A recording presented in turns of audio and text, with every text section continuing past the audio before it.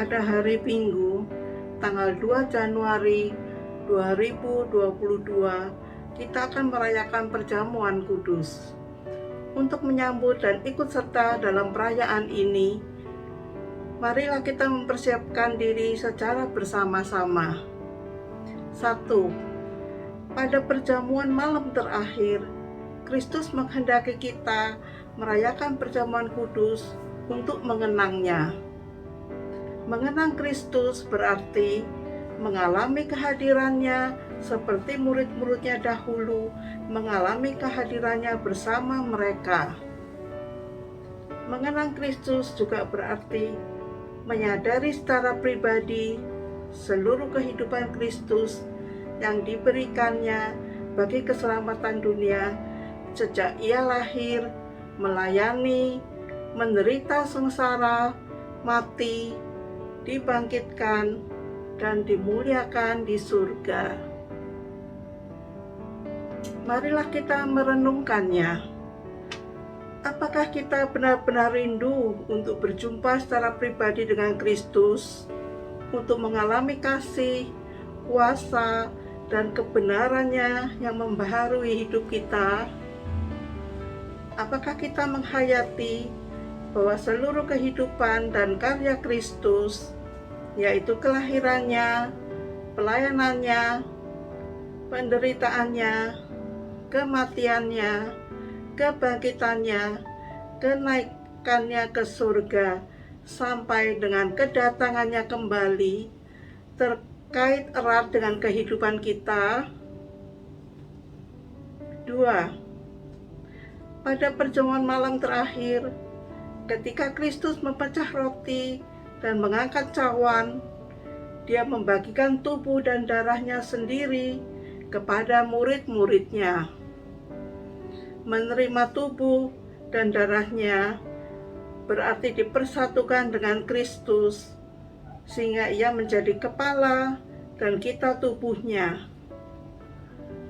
Menerima tubuh dan darahnya berarti dipersatukan dengan semua orang yang menerimanya juga menjadi satu tubuh dan satu roh. Marilah kita merenungkannya.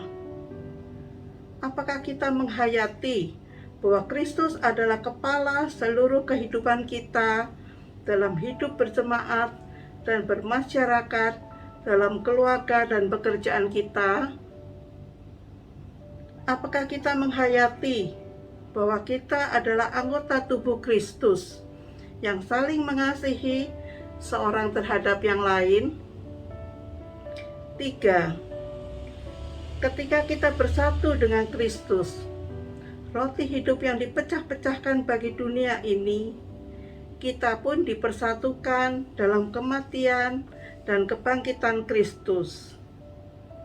Dipersatukan dengan Kristus berarti diutus untuk mengosongkan dan menyangkal diri, memikul salib, dan mengikuti Kristus. Dipersatukan dengan Kristus berarti diutus untuk memberi hidup kita demi keselamatan dunia. Marilah kita merenungkannya. Apakah dalam persekutuan dengan Kristus kita mau berkorban dan menjadi berkat bagi sesama kita? Apakah kita menyadari bahwa sebagai anggota tubuh Kristus di tengah dunia, kita menjadi mata dan telinga bagi Kristus yang melihat dan mendengarkan, serta peduli terhadap kebutuhan dan masalah sesama kita? Sudahkah kita menjadi mulut bagi Kristus yang menyuarakan kebenaran dan keadilan dalam lingkungan kita? Sudahkah kita menjadi tangan bagi Kristus yang berkarya memperjuangkan damai sejahtera di muka bumi? Kiranya Roh Kudus menolong kita semua dalam mempersiapkan diri untuk merayakan perjamuan kudus pada tanggal 2 Januari 2022 mendatang.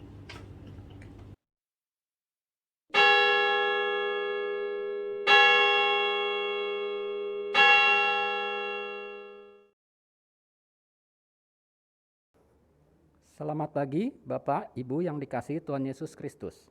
Selamat datang dan selamat beribadah di GKI Gading Indah. Sebelum ibadah dimulai, ada beberapa pokok warta yang perlu menjadi perhatian kita bersama.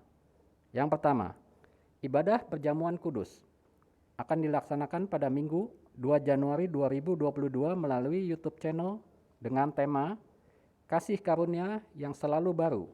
Akan dilayani oleh Pendeta Novita Sutanto pukul 9 dan 17. Yang kedua, Majelis Jemaat GKI Gading Indah terus mengingatkan agar jemaat dan simpatisan terus menjaga protokol kesehatan dengan selalu memakai masker apabila berada di luar rumah, rajin mencuci tangan menggunakan sabun, menjaga kesehatan, dan menjaga jarak dengan orang lain. Kontak senter GKI Gading Indah dapat dilihat di warta jemaat. Demikian pokok warta hari ini. Kebaktian hari ini dengan tema Yesus, Allah yang menghiraukan, akan dipimpin oleh Pendeta Stira Budi Purwosuwito. Jemaat dipersilakan untuk bersaat teduh sejenak sebelum ibadah dimulai.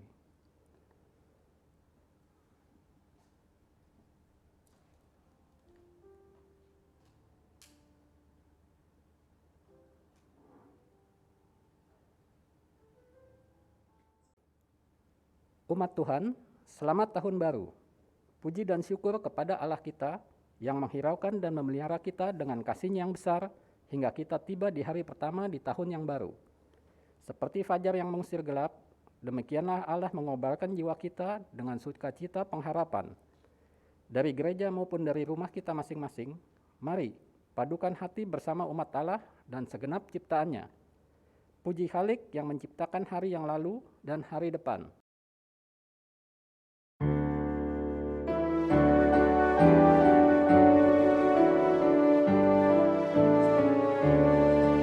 Telah datang tahun baru, inilah doaku. Ya Bapa selamanya, anakmu bimbinglah. Semoga ku alami sejahtera penuh, dan ajarku selalu padamu berserah. Suatu tahun rahmat kembali datanglah, terpancar sukacita di dalam wajahmu. Berhasil dalam karya berkatamu gerak, menyatakan hadirmu di dalam hidupku. Di dalam tahun baru hatiku rindulah melayani Kau Tuhan dan jadi saksimu. Telah datang tahun baru, pintaku inilah, di bumi dan di sorga Kau Tuhan sertaku.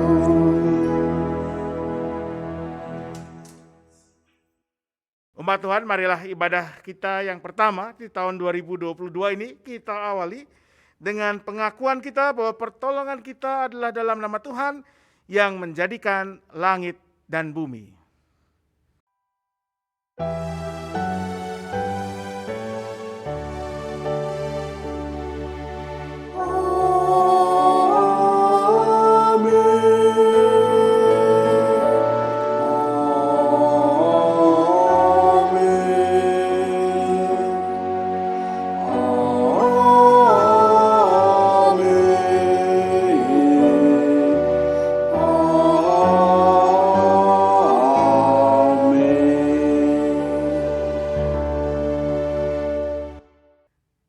Beserta saudara dan besertamu juga.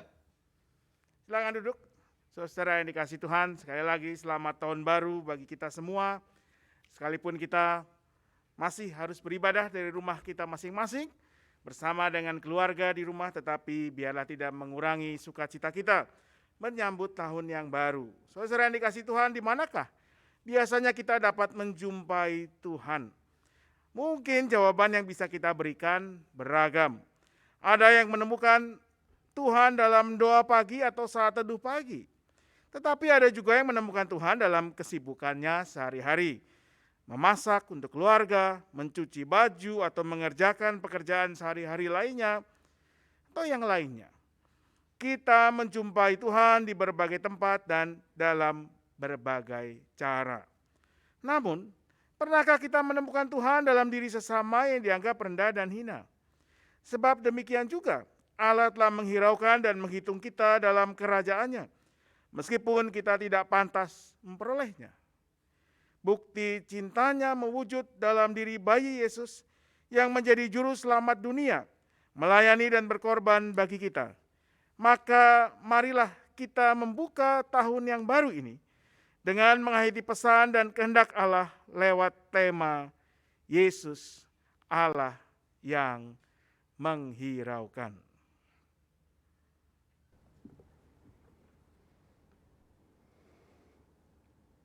Kadangkala kita abai atau berpura-pura di dalam hati.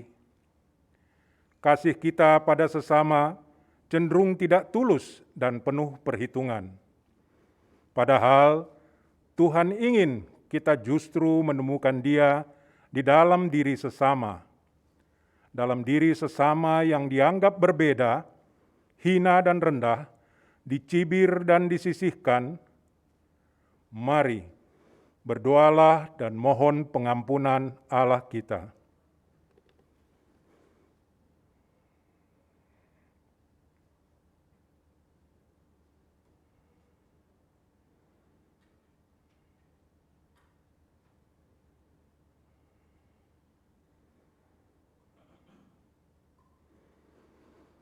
Ya Tuhan Allah kami bersyukur sebab Kau menghiraukan kami, orang yang berdosa ini.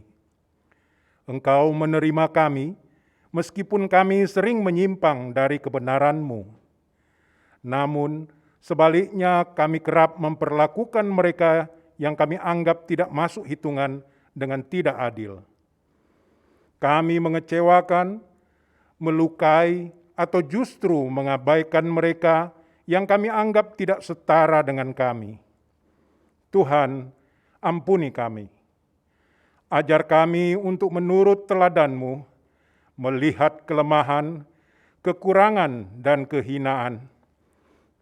Justru mencari cara untuk berjumpa lebih intim lagi dengan-Mu. Di dalam Kristus kami berdoa dan memohon. Amin.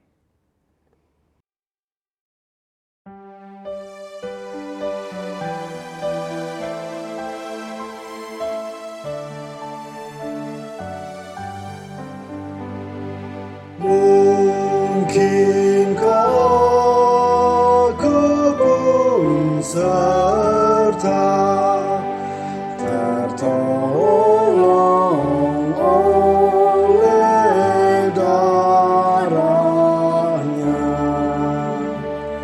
Aku lapangkan siksanya yang menyebabkan matinya. Agung benar ya Tuhanku, Engkau tersiksa gantiku. Agung benar ya Tuhanku, Engkau tersiksa gantiku. Para malam sekalipun tiada dapat mengerti apa sebabnya yang kudus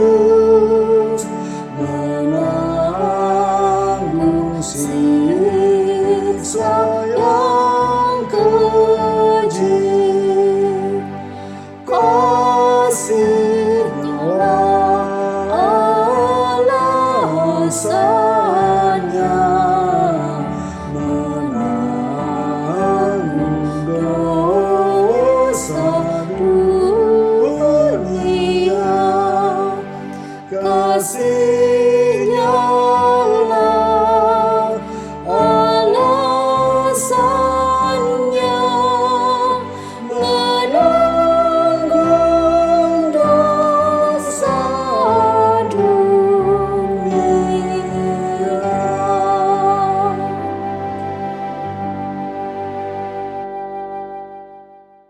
Tuhan menyambut setiap orang yang dengan sungguh mengakui dosanya. 1 Kolose 1 ayat 13 dan 14 mengatakan, Ia telah melepaskan kita dari kuasa kegelapan dan memindahkan kita ke dalam kerajaan anaknya yang kekasih. Di dalam Dia kita memiliki penebusan kita, yaitu pengampunan dosa. Di dalam Kristus engkau telah diampuni. Di dalam Kristus engkau pun telah diampuni. Damai Kristus besertamu. Damai Kristus bagimu juga. Mari kita saling membeli salam damai bagi saudara yang ada di sekitar kita, bagi keluarga kita. Damai Kristus besertamu.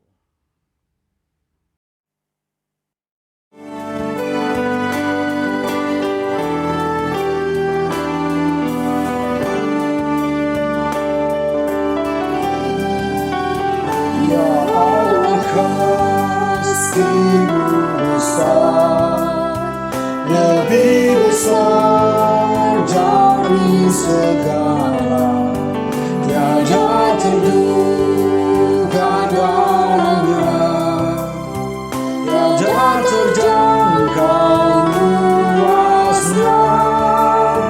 Ya Yesus, kasih-Mu besar, lebih besar dari segala, hidup kekal Engkau beri, dan aku hidup berseri. Dalam doa aku bersyukur atas limpah kasih-Mu. Ajar aku mengasihi-Mu dan sesama manusia.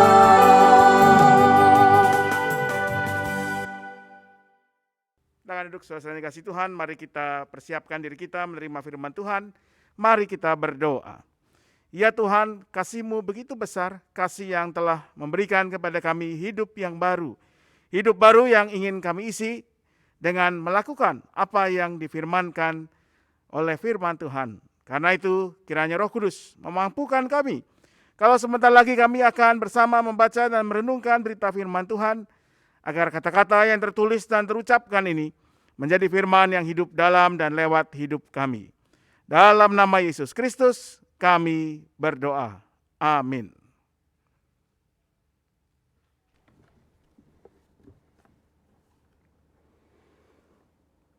Bacaan pertama, bacaan diambil dari kitab Pengkhotbah 3, ayat pertama hingga 13.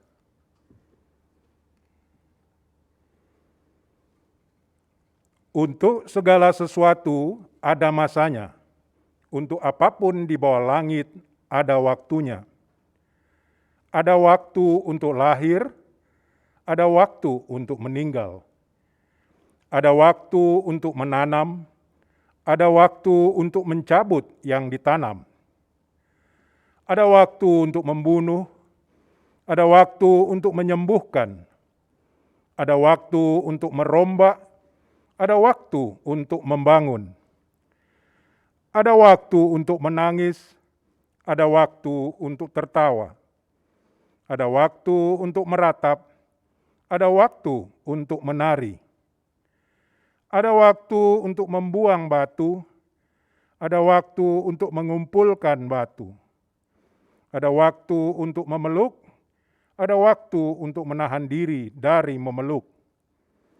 Ada waktu untuk mencari, ada waktu untuk membiarkan rugi. Ada waktu untuk menyimpan, ada waktu untuk membuang. Ada waktu untuk merobek, ada waktu untuk menjahit. Ada waktu untuk berdiam diri, ada waktu untuk berbicara. Ada waktu untuk mengasihi, ada waktu untuk membenci. Ada waktu untuk perang, ada waktu untuk damai. Apakah untung pekerja dari yang dikerjakannya dengan berjerih payah? Aku telah melihat pekerjaan yang diberikan Allah kepada anak-anak manusia untuk melelahkan dirinya. Ia membuat segala sesuatu indah pada waktunya. Bahkan ia memberikan kekekalan dalam hati mereka. Tetapi manusia tidak dapat menyelami pekerjaan yang dilakukan Allah dari awal sampai akhir. Aku tahu bahwa untuk mereka tak ada yang lebih baik daripada bersuka-suka dan menikmati kesenangan dalam hidup mereka. Dan setiap orang dapat makan, minum, dan menikmati kesenangan dalam segala jerih payahnya. Itu juga adalah pemberian Allah. Demikian sabda Tuhan. Syukur kepada Allah.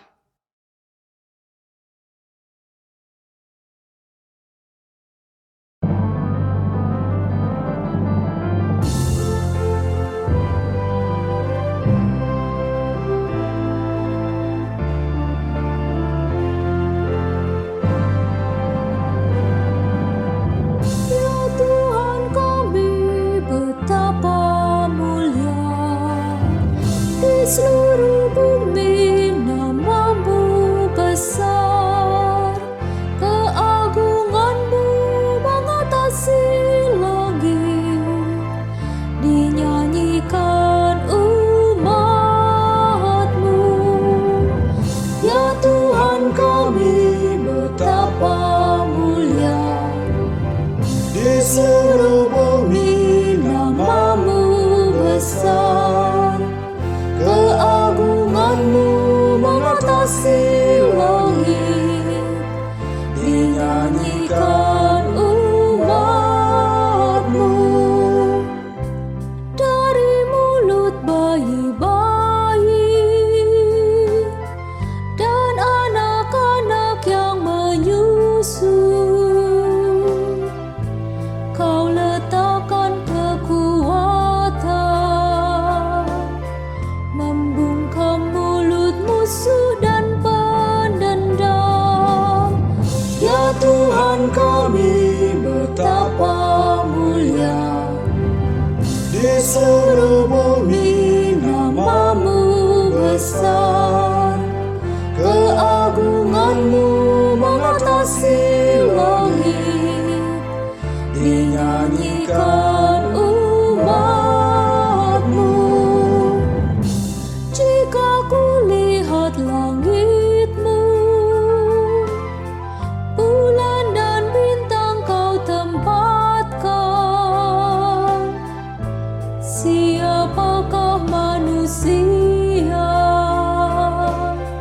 Kau mengingatnya dan mengindahkannya. Ya Tuhan kami betapa mulia, di seluruh bumi namamu besar, keagunganmu mengatasi langit, dinyanyikan umatmu. Kau telah membuat dia hampir serupa dengan Allah. Kau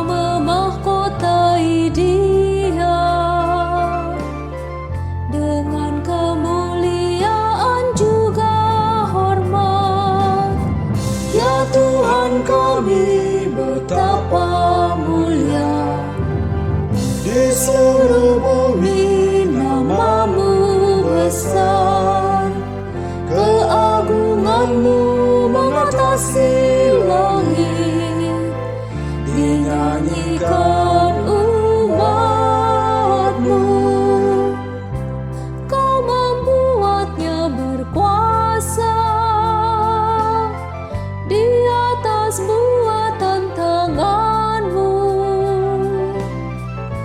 Segalanya Kau letakkan tetap berada di bawah kakinya. Kambing, domba, lembu, sapi, binatang-binatang di padang, burung-burung di udara, dan ikan-ikan melintasi laut. Ya Tuhan kami, betapa mulia di seluruh bumi nama-Mu besar. Keagungan-Mu mengatasi langit, dinyanyikan umat-Mu.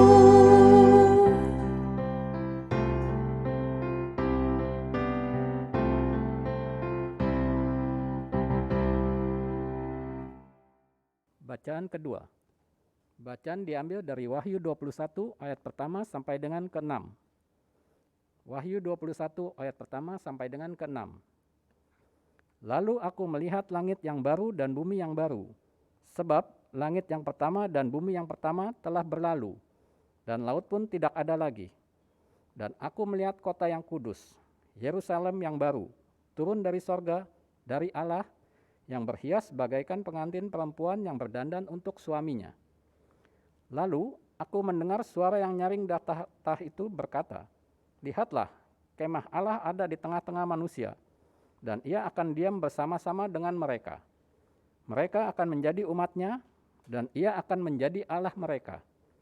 Dan Ia akan menghapus segala air mata dari mata mereka, dan maut tidak akan ada lagi. Tidak akan ada lagi perkabungan, atau ratap tangis, atau duka cita, sebab segala sesuatu yang lama itu telah berlalu." Ia yang duduk di atas tahta itu berkata, "Lihatlah, aku menjadikan segala sesuatu baru." Dan firman-Nya, "Tuliskanlah, karena segala perkata ini adalah tepat dan benar." Firman-Nya lagi kepadaku, "Semuanya telah terjadi. Aku adalah Alfa dan Omega, yang awal dan yang akhir. Orang yang haus akan kuberi minum dengan cuma-cuma dari mata air kehidupan." Demikian sabda Tuhan. Syukur kepada Allah. Umat yang dikasihi Tuhan, pada hari ini kita akan membaca dari Injil Tuhan kita Yesus Kristus berdasarkan kesaksian Injil Matius, pasalnya yang ke-25, Matius 25 ayat 31 sampai 46.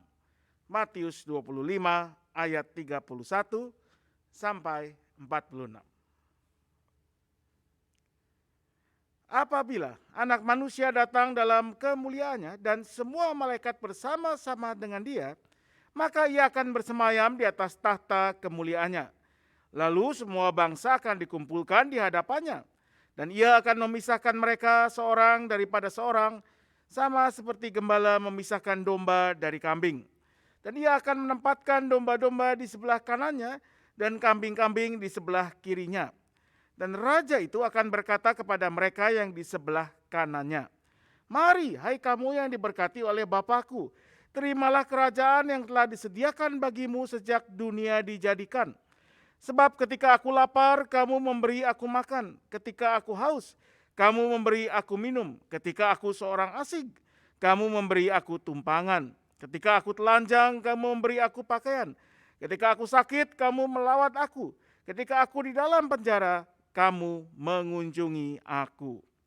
Maka orang-orang benar itu akan menjawab Dia, katanya, "Tuhan, bila manakah kami melihat Engkau lapar dan kami memberi makan, atau haus dan kami memberi minum? Bila manakah kami melihat Engkau sebagai orang asing dan kami memberi Engkau tumpangan, atau telanjang dan kami memberi Engkau pakaian? Bila manakah kami melihat Engkau sakit atau dalam penjara dan kami mengunjungi Engkau?" Dan raja itu akan menjawab mereka, "Aku berkata kepadamu, sesungguhnya segala sesuatu yang kamu lakukan untuk salah seorang dari saudaraku yang paling hina ini, kamu telah melakukannya untuk aku. Dan ia akan berkata juga kepada mereka yang di sebelah kirinya, enyahlah daripadaku, hai kamu orang-orang terkutuk. Enyahlah ke dalam api yang kekal yang telah disediakan untuk iblis dan malaikat-malaikatnya. Sebab ketika aku lapar, kamu tidak memberi aku makan. Ketika aku haus, kamu tidak memberi aku minum. Ketika aku seorang asing, kamu tidak memberi aku tumpangan. Ketika aku telanjang, kamu tidak memberi aku pakaian. Ketika aku sakit dan dalam penjara, kamu tidak melawat aku. Lalu mereka pun akan menjawab dia, katanya, Tuhan, bila manakah kami melihat engkau lapar atau haus atau sebagai seorang asing, atau telanjang atau sakit atau dalam penjara, dan kami tidak melayani engkau. Maka ia akan menjawab mereka, aku berkata kepadamu, sesungguhnya segala sesuatu yang tidak kamu lakukan untuk salah seorang dari yang paling hina ini, kamu tidak melakukannya juga untuk aku. Dan mereka ini akan masuk ke tempat siksaan yang kekal, tetapi orang benar ke dalam hidup yang kekal. Demikianlah Injil Tuhan kita Yesus Kristus. Berbahagialah mereka yang mendengarkan firman Allah dan yang memeliharanya. Haleluya.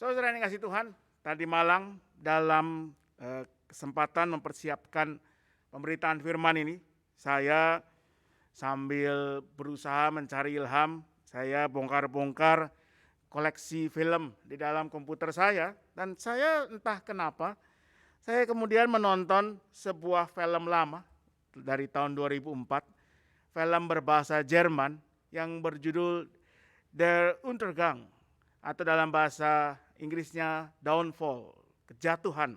Nah, film ini mengisahkan beberapa hari terakhir dalam kehidupan Adolf Hitler, diktator Jerman yang berkuasa dari tahun 1933 sampai 1945 sampai dia mati bunuh diri.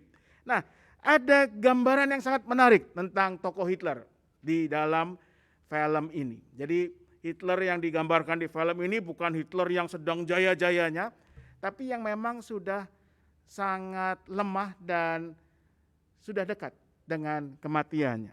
Di satu sisi, di mata rakyatnya, rakyat Jerman, bahkan sampai di saat-saat terakhir di mata sebagian besar mereka, Hitler adalah sosok yang sangat dipuja-puja, dianggap sebagai seorang Mesias, juru selamat bangsa Jerman, yang memulihkan kejayaan mereka setelah dipermalukan di Perang Dunia Pertama, dan dianggap sebagai sosok yang tidak bisa keliru, tidak bisa salah.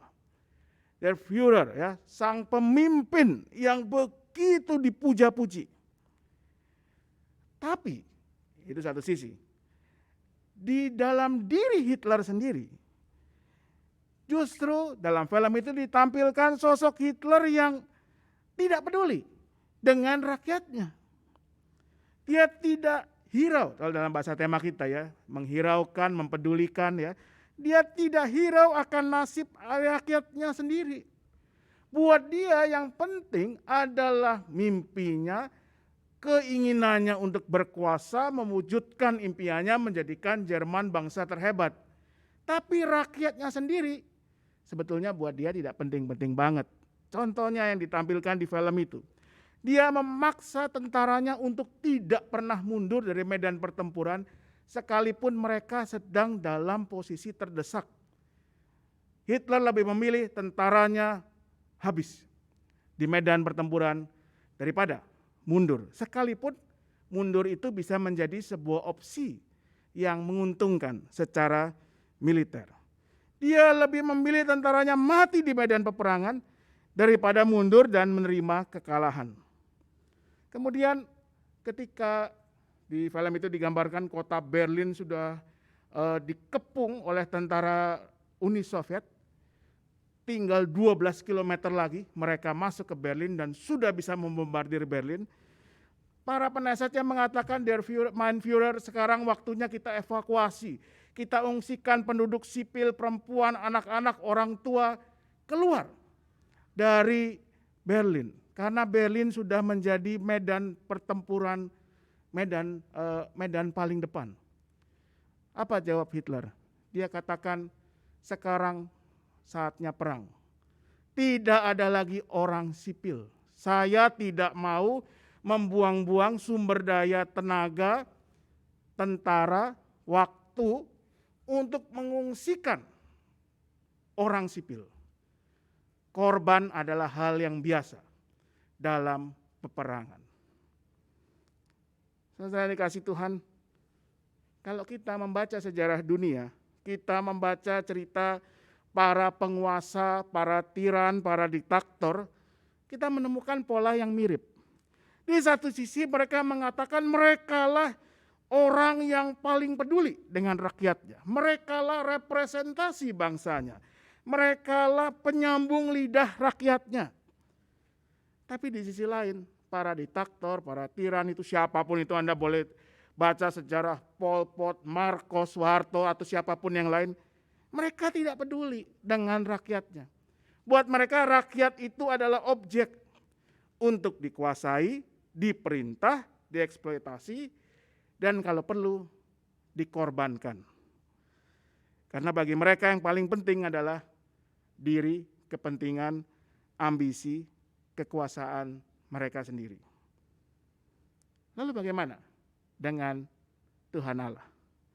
Bukankah Allah juga adalah Allah yang maha kuasa? Bahkan di mata banyak orang, Allah itu dianggap seperti seorang tiran yang tidak bisa salah, tidak bisa keliru. Kalau sudah punya mau perintah, semua harus tunduk kepadanya. Apakah memang demikian? Nah, Alkitab memberikan kesaksian bahwa Allah adalah penguasa yang berbeda dengan para diktator tersebut. Allah adalah Allah yang justru sangat peduli, sangat hirau akan ciptaannya. Dalam kitab Pengkhotbah misalnya kita membaca bahwa sekalipun hidup ini dikatakan pengkhotbah, hidup yang tadi ya segala sesuatu ada waktunya untuk hidup, untuk mati, untuk membuang, untuk mengumpulkan, untuk membenci, untuk mengasihi, untuk perang, untuk damai. Hidup yang kelihatannya begitu sementara, seperti sesuatu tiupan angin yang sebentar ada lalu tiada. Dalam bahasa pengkhotbah menggunakan satu kata, sia-sia. Semuanya sia-sia. Tetapi pengkhotbah juga mengatakan Allah membuat segala sesuatu indah pada waktunya. Allah peduli akan hidup manusia yang sia-sia. Arti sia-sia ini sebetulnya artinya lebih pada sementara. Begitu sebentar. Tetapi itu diberi keindahan oleh Allah yang begitu rupa yang kadangkala tidak bisa kita pahami sepenuhnya. Dalam kitab Wahyu kita membaca bahwa Allah adalah Allah yang hirau akan penderitaan dan air mata manusia. Dan dia hadir menghapus duka dan air mata itu, menjadikan semuanya baru. Dan gambaran yang paling menarik adalah yang kita temukan dalam Matius 25 ayat 31 sampai 46. Saudara yang kasih Tuhan, Matius 25 ayat 31 sampai 46 ini, orang suka mengatakan ini sebuah perumpamaan, tapi ini bukan, saudara. Ini adalah sebuah ilustrasi yang diceritakan oleh Tuhan Yesus untuk menggambarkan apa yang akan terjadi ketika anak manusia itu datang ke dalam kemuliaannya. Dan karena itu kemudian oleh lembaga Alkitab teks ini diberi judul penghakiman terakhir. Dan tentu kita tidak asing ya dengan cerita ini. Di mana digambarkan nanti anak manusia itu biasa ditafsirkan sebagai Tuhan Yesus sendiri. Dia akan memisahkan semua bangsa. Bak seorang gembala memisahkan domba dan kambing. domba di kanan, kambing di kiri. Ya, ini ilustrasinya. Dan kemudian dikatakan domba itu adalah mereka yang melayani sang raja, sang anak manusia itu dengan cara melayani sesama. Sedangkan kambing adalah mereka yang tidak melayani sesama dan karenanya tidak melayani sang anak manusia itu. Jadi dua kelompok yang sangat berbeda. Tapi sebetulnya, dan ini yang mungkin terlewatkan oleh kita, kedua kelompok yang berbeda ini, domba dan kambing ini, punya kesamaan, saudara. Apa kesamaannya? Kesamaannya adalah sebetulnya mereka berdua sama-sama tidak peduli dengan siapa yang dilayani. Tapi beda juga sih. Apa perbedaannya? Para kambing yang di sebelah kiri tidak peduli, tidak hirau akan mereka yang lapar, haus, miskin, telanjang, sakit, terpenjara. Kenapa? Karena mereka hanya mau melayani sang raja. Sedangkan para domba tidak peduli bahwa yang mereka layani adalah orang-orang yang haus, lapar, miskin, telanjang, sakit, terpenjara, sekalipun mereka bukan sang raja. Jadi mereka sebetulnya nggak ambil pusing, sama-sama tidak peduli, cuman ketidakpeduliannya berbeda. Tapi apa yang sama lagi? Bahwa rupanya Allah mempedulikan, menghiraukan mereka. Sekalipun mereka sendiri tidak mempedulikan apa yang mereka lakukan. Allah peduli, Allah mengingat dan kemudian menjadikan tindakan mereka itu sebagai dasar atas penghakimannya. Sekalipun kita mungkin tidak peduli, tidak hirau, tapi Allah adalah Allah yang peduli menghiraukan umatnya. Dan kepedulian Allah itu memuncak dalam diri Yesus Kristus. Inilah wujud kepedulian Allah yang paling ultimate, yang paling besar, paling utama. Ketika Allah mewujud dalam Yesus Kristus untuk membawa keselamatan bagi kita semua. Nah, saudara yang kasih Tuhan, dalam tradisi gereja ortodoks atau Katolik Timur, tanggal 1 Januari itu bukan diperingati sebagai tahun baru Masehi seperti kita sekarang, tetapi sebagai sebuah peringatan liturgis, yaitu peringatan untuk hari pemberian nama pada Tuhan Yesus. Rujukannya ada di Lukas 2 ayat 21. Di situ dikatakan Yesus pada hari ke-8 dibawa ke bait Allah, disunat dan diberi nama. Ya, dan nama yang diberikan adalah kalau dalam bahasa Ibrani Yeshua, Yosua. Allah adalah keselamatan. Allah penyelamat. Nah, sunat sendiri adalah sebuah tradisi Yahudi yang merupakan wujud perjanjian keselamatan antara Allah dengan Abraham dan keturunannya. Dan semua simbol ini mewujud dalam diri Yesus. Inilah wujud kepedulian Allah pada manusia yang paling ultimate, total, penuh, utuh sepenuh-penuhnya. Maka apa yang bisa kita pelajari dari firman Tuhan pada hari ini? Yang pertama, bahwa Allah adalah Allah yang menghiraukan, mempedulikan ciptaannya, mempedulikan kita semua. Ia bukan Allah yang setelah menetapkan jalan kehidupan manusia, lalu menetapkan rencananya atau apapun namanya, lalu dia berdiam dan membiarkan manusia berjuang sendirian di jalan itu. Tapi Allah adalah Allah yang tidak tinggal diam. Kalau kita membaca Alkitab dari awal sampai akhir, Alkitab adalah kesaksian tentang Allah yang masuk, berkarya, hidup bersama manusia. Dan karena itu di awal tahun yang baru ini, tahun yang kita semua tahu penuh dengan ketidakpastian karena berbagai hal seputar pandemi ini, tapi juga karena berbagai hal terkait kehidupan kita pribadi, keluarga kita, gereja kita, bangsa kita, apapun itu. entah karena kondisi kesehatan kita atau orang yang kita kasihi, entah karena kondisi pekerjaan atau bisnis kita, atau masa depan anak-anak kita, atau cucu-cucu kita.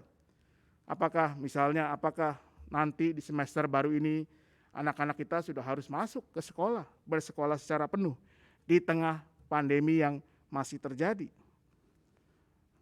Di tengah ketidakpastian akan harapan-harapan, impian-impian atau rencana kita.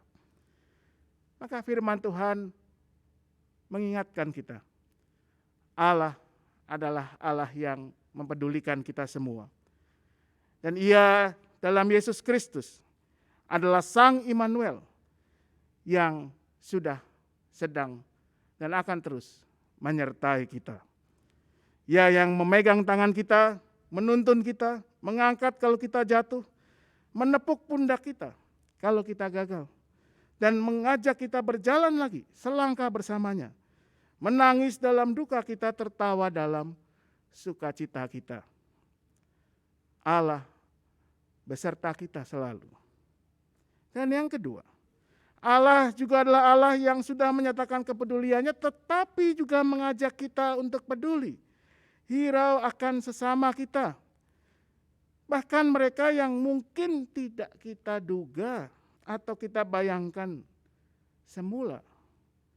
Barangkali pegawai yang bekerja di kantor atau di rumah kita. Mungkin seorang kerabat atau saudara yang sudah lama tidak bertegur sapa karena ada satu masalah dengan kita. Mungkin anggota keluarga, tetangga, atau kenalan kita yang memiliki keterbatasan, disabilitas. Mereka yang biasanya tidak kita hiraukan. Karena justru di dalam dan lewat merekalah Allah hadir. Lewat merekalah juga kita diajak untuk menyambut dan menghadirkan Sang Immanuel tersebut. Saudara yang dikasihi Tuhan, Allah adalah Allah yang menghiraukan umatnya. Yesus Kristus adalah tanda kepedulian Allah yang terutama. Dan Allah yang sama juga mengajak dan memanggil kita untuk menghiraukan sesama kita. Orang-orang yang Tuhan hadirkan di sekeliling kita. Maka mari kita menyambut, kita nyatakan Kristus Sang Immanuel itu dalam dan lewat kehidupan kita setiap hari. Selamat tahun baru. Tuhan menyertai kita selalu. Amin.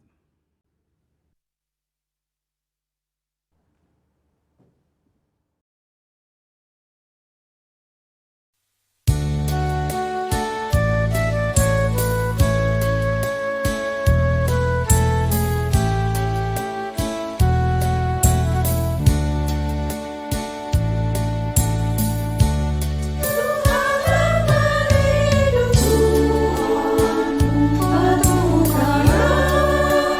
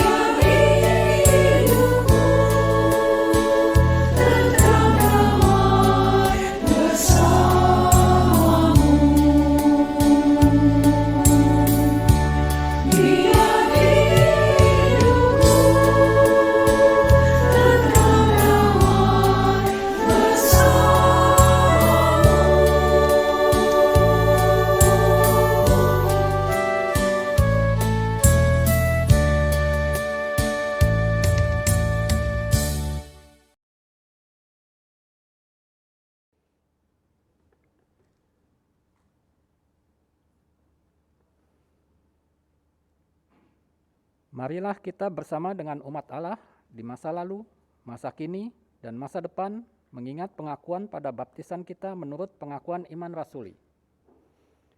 Aku percaya kepada Allah, Bapa yang Maha Kuasa, Khalik langit dan bumi, dan kepada Yesus Kristus, anaknya yang tunggal, Tuhan kita, yang dikandung dari Roh Kudus, lahir dari anak dari Maria, yang menderita sengsara di bawah pemerintahan Pontius Pilatus, disalibkan, mati dan dikuburkan, turun ke dalam kerajaan maut. Pada hari yang ketiga, bangkit pula dari antara orang mati, naik ke sorga, duduk di sebelah kanan Allah, Bapa yang Maha Kuasa, dan dari sana ia akan datang untuk menghakimi orang yang hidup dan mati. Aku percaya kepada Roh Kudus, gereja yang kudus dan am, persekutuan orang kudus, pengampunan dosa, kebangkitan orang mati, dan hidup yang kekal. Amin.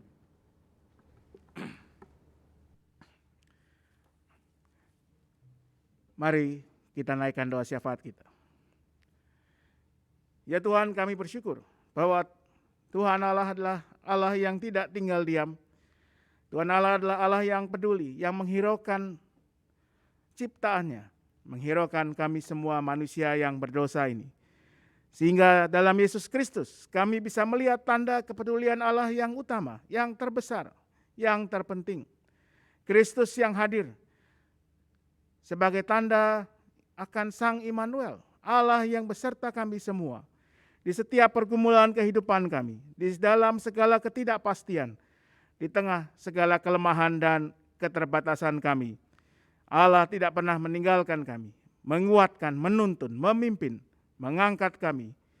Karena itu biarlah kami boleh bersandar penuh kepada Kristus Sang Immanuel, sehingga kami menghadapi setiap tantangan kehidupan kami dengan iman, dengan pengharapan, termasuk di tahun yang baru ini. Dan biarlah juga kami menyambut ajakan dari Sang Immanuel itu, untuk juga menghiraukan, mempedulikan orang-orang yang ada di sekitar kami. Bahkan mereka yang biasanya kami abaikan, entah karena kondisi fisiknya, karena keadaan ekonominya, karena kepercayaan atau agamanya, karena relasinya yang tidak baik dengan kami. Tetapi kalau Tuhan sudah hadirkan mereka di sekitar kami, maka kami pun harus mempedulikan mereka. Seperti Tuhan sendiri telah peduli pada setiap kami. Kami mau berdoa untuk menyambut tahun yang baru ini, memasuki tahun yang baru. Biar pengharapan kami bersama Tuhan tidak akan pernah padam. Pengharapan yang akan terus menguatkan kami menghadapi situasi yang masih harus kami jalani. Pandemi yang masih kami hidupi. Biarlah tidak membuat kami ketakutan atau kehilangan pengharapan. Tetapi justru kami mau terpanggil untuk melakukan apa yang terbaik sebagai pribadi, keluarga, gereja, maupun masyarakat. Kami berdoa untuk gerejamu. Di tengah-tengah segala situasi tetap jadikan kami berkat untuk orang-orang yang Tuhan hadirkan menjadi bagian dari gereja ini, menjadi lingkungan atau masyarakat di sekitar kami. Kami berdoa untuk keluarga-keluarga kami. Di tengah segala keadaan dan situasi yang kadang bisa berubah dengan cepat, biarlah kasih-Mu tetap hadir dalam keluarga kami. Kasih yang menguatkan, kasih yang menyembuhkan mereka yang sakit, memulihkan luka, kasih yang menyatukan keluarga-keluarga yang terancam perpecahan, kasih yang mengikatkan satu sama lain. Dan dengan demikian biarlah kami menghadirkan, menyatakan Sang Immanuel itu dalam kehidupan kami setiap hari. Inilah doa dan permohonan kami ya Tuhan. Pimpinlah kami di tahun yang baru ini, karena kami berserah hanya dalam satu nama, Yesus Kristus Tuhan dan Juru Selamat kami, yang juga sudah mengajarkan setiap kami berdoa demikian.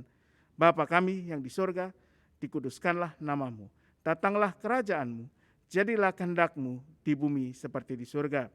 Berilah kami pada hari ini makanan kami yang secukupnya, dan ampunilah kami akan kesalahan kami, seperti kami juga mengampuni orang yang bersalah kepada kami.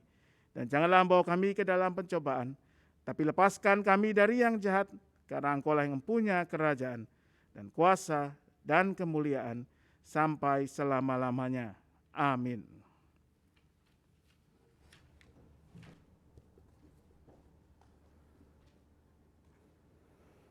Mari Bawalah persembahan kita kepada Tuhan sambil mengingat firman Tuhan dari Kolose 3 ayat 15 dan 17. Hendaklah damai sejahtera Kristus memerintah dalam hatimu, karena untuk itulah kamu telah dipanggil menjadi satu tubuh. Dan bersyukurlah, segala sesuatu yang kamu lakukan dengan perkataan atau perbuatan, lakukanlah semuanya itu dalam nama Tuhan Yesus, sambil mengucap syukur oleh Dia kepada Allah Bapa kita. Jemaat yang dikasihi Tuhan, ungkapan syukur ini dapat diberikan dengan 3 cara. Yang pertama, dalam bentuk uang tunai, dapat dimasukkan dalam amplop dan dipersembahkan saat kita nanti dapat beribadah bersama. Yang kedua, dapat diberikan dengan cara transfer ke rekening BCA 0948 488 488 atas nama GKI Jabar, GKI Gading Indah. Yang ketiga, scan QRIS GKI Gading Indah.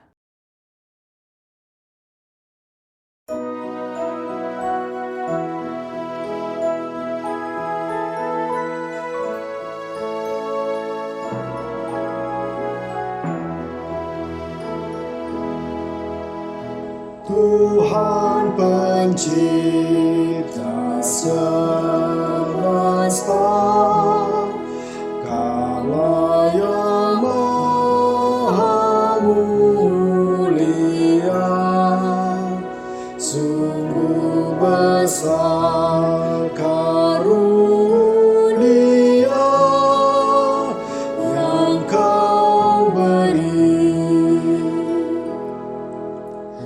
Kasih-Mu nyata terjemah di sinar surya yang cerah, di sawah dan tuaiannya yang Kau beri. Puji syukur terimalah atas berkat anugerah di rumah yang sejahtera yang Kau beri.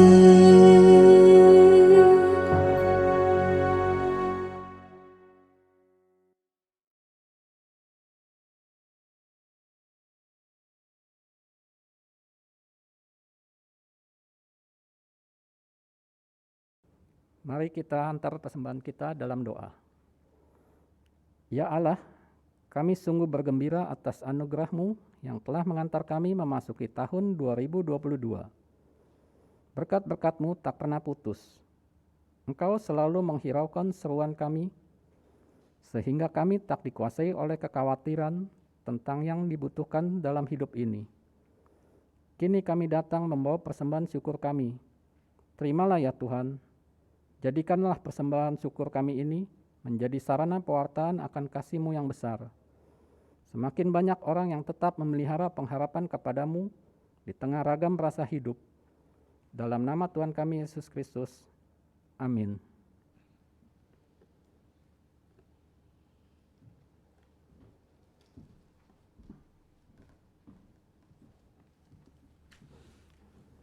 Umat Tuhan, mari kita menempuh perjalanan di tahun yang baru.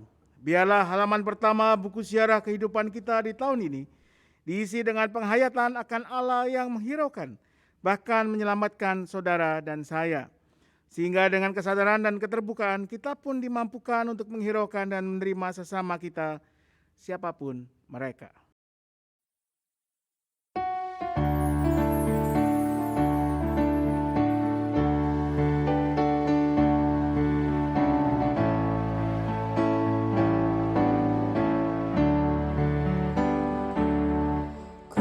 Ini seorang musafir mengembara di jalan sesat, dan Yesus Gembala yang baik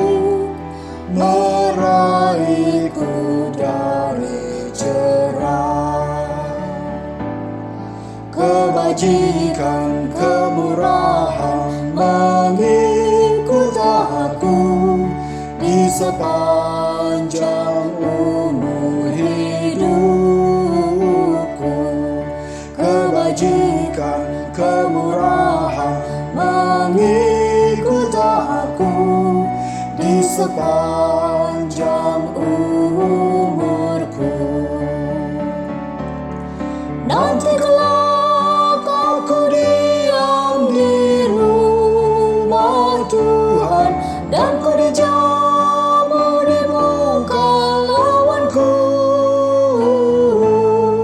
Kebajikan, kemurahan mengikut aku di sepanjang umurku.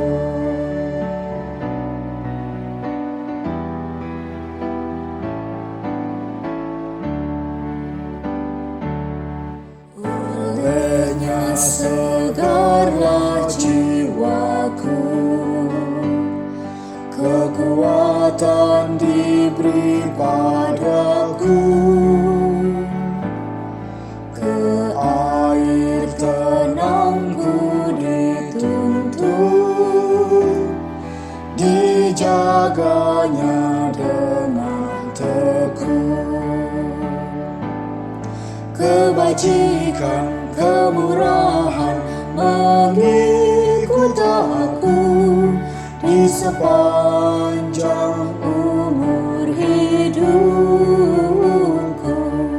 Kebajikan, kemurahan mengikut aku di sepanjang umurku.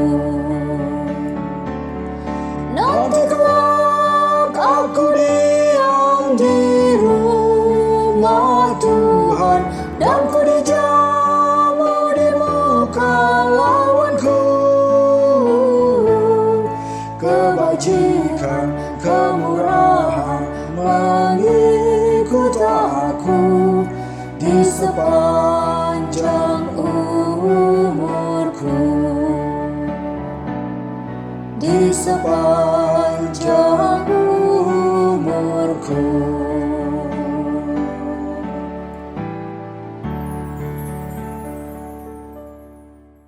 Umat Tuhan, arahkanlah hatimu kepada Tuhan. Kami mengarahkan hati kami kepada Tuhan. Jadilah saksi Kristus. Syukur kepada Allah, Terpujilah Tuhan. kini dan selamanya. Terimalah berkat Tuhan. Kembalilah ke dalam keseharianmu dan biarlah anugerah kehidupan dari Allah Bapa, cinta kasih dari Tuhan Yesus Kristus dan persekutuan Roh Kudus memperlengkapimu dengan segala yang perlu, agar di dalam kerendahan dan ketulusan engkau mampu menghiraukan dan melayani sesamamu. Kiranya Allah Tritunggal yang kudus menguatkanmu melakukan tugas perutusanmu itu dari sekarang sampai selama-lamanya. Amin.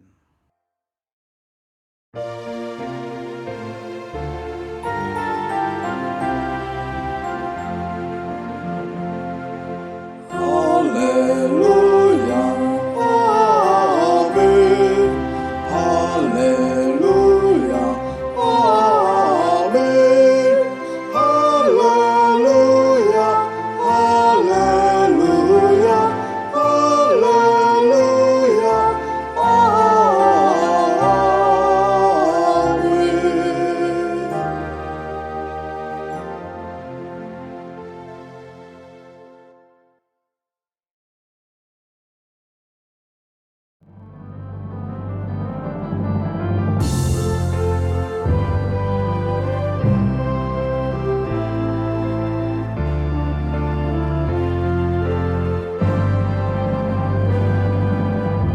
Ya Tuhan, kami betapa mulia, di seluruh bumi nama-Mu besar. Keagungan-Mu mengatasi langit, dinyanyikan